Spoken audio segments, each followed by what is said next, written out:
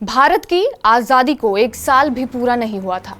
30 जनवरी 1948 को देश को आजाद कराने के लिए अपना सर्वस्व न्यौछावर करने वाले राष्ट्रपिता महात्मा गांधी की हत्या कर दी गई।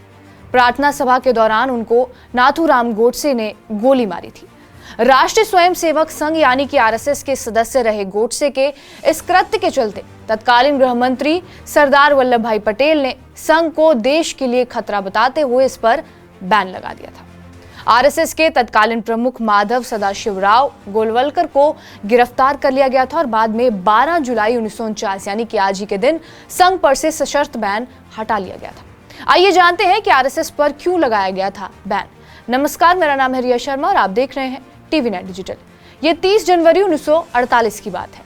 दिल्ली के बिरला हाउस के अपने कमरे में महात्मा गांधी सरदार वल्लभ भाई पटेल से कुछ गंभीर चर्चा कर रहे थे।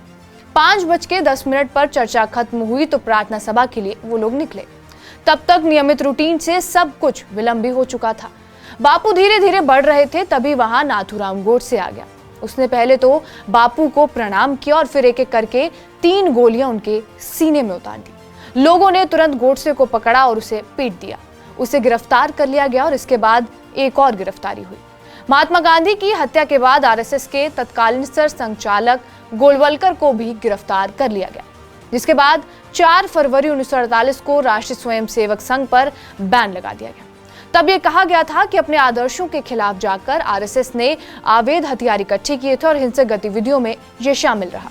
महात्मा गांधी की हत्या और राष्ट्रीय स्वयंसेवक संघ पर बैन लगाए जाने के करीब 1 महीने बाद तत्कालीन गृह मंत्री सरदार वल्लभ भाई पटेल ने पीएम पंडित जवाहरलाल नेहरू को 27 फरवरी 1948 को एक चिट्ठी लिखी। इसमें पटेल ने प्रधानमंत्री को जानकारी दी थी कि संघ का बापू की हत्या में सीधा हाथ तो नहीं है, पर इतना जरूर है कि महात्मा गांधी की हत्या पर ये लोग जश्न मना रहे थे। सरदार पटेल के अनुसार राष्ट्रपिता की हत्या में हिंदू महासभा के धड़े गुट का हाथ था। हालांकि कुछ महीनों बाद ही संघ प्रमुख गोलवलकर को छोड़ दिया गया, लेकिन आरएसएस पर बैन जारी था। इसको देखते हुए गोलवलकर ने पंडित जवाहरलाल नेहरू को पत्र लिखकर संघ से बैन हटाने की मांग की। इसके जवाब में पंडित नेहरू ने लिखा था कि ये पूरा मामला गृह मंत्री सरदार वल्लभ भाई पटेल के जिम्मे में आता है, और जिसके बाद गोलवलकर, सरदार पटेल, श्यामा प्रसाद मुखर्जी और पंडित नेहरू के बीच इसको लेकर कई पत्रों का आदान प्रदान हुआ। पंडित नेहरू ने 10 नवंबर को गोलवलकर को एक और पत्र लिखकर बताया कि सरकार के पास संघ के खिलाफ कई सबूत हैं, इसके कारण बैन नहीं हटाया जा सकता। जिसके जवाब में गोलवलकर ने पत्र लिखकर मांग की कि अगर सरकार के पास संघ के खिलाफ सबूत हैं तो उन्हें सार्वजनिक किया जाना चाहिए। इसके तीसरे ही दिन केंद्रीय गृह मंत्रालय ने संघ से बैन हटाने से मना कर दिया और गोलवलकर से कहा कि आप दिल्ली छोड़ दें। उन्होंने इससे मना कर दिया तो उनको गिरफ्तार कर लिया गया। इस गिरफ्तारी के खिलाफ संघ के सदस्यों ने सत्याग्रह भी शुरू कर दिया। असल में सरकार को संघ के खिलाफ कोई पुख्ता सबूत नहीं मिला था। इसके कारण इस मामले में सरकार धीरे धीरे बैकफुट पर जा रही थी। आखिर में 12 जुलाई 1949 को केंद्र सरकार ने कुछ शर्तों के साथ इस संघ से बैन हटा दिया। संघ से प्रतिबंध हटाने के साथ शर्त रखी गई थी कि उसे अपना संविधान बनाना होगा, साथ ही संगठन के सदस्यों के चुनाव होंगे। संघ किसी भी राजनीतिक गतिविधि में हिस्सा नहीं लेगा और सांस्कृतिक गतिविधियों तक ही सीमित रहेगा। प्रतिबंध हटाने के बाद संघ ने सीधा राजनीति में हिस्सा नहीं लिया। साल 1951 में श्यामा प्रसाद मुखर्जी की अगुवाई में जनसंघ की स्थापना में सहयोग जरूर किया गया था। बाद में जनसंघ के लोगों ने ही साल 1980 में भारतीय जनता पार्टी बना ली। आपातकाल के दौरान भी इस पर बैन लगाया गया था, जो दूसरी बार था। ये जुलाई 1975 में आपातकाल के दौरान लगा था।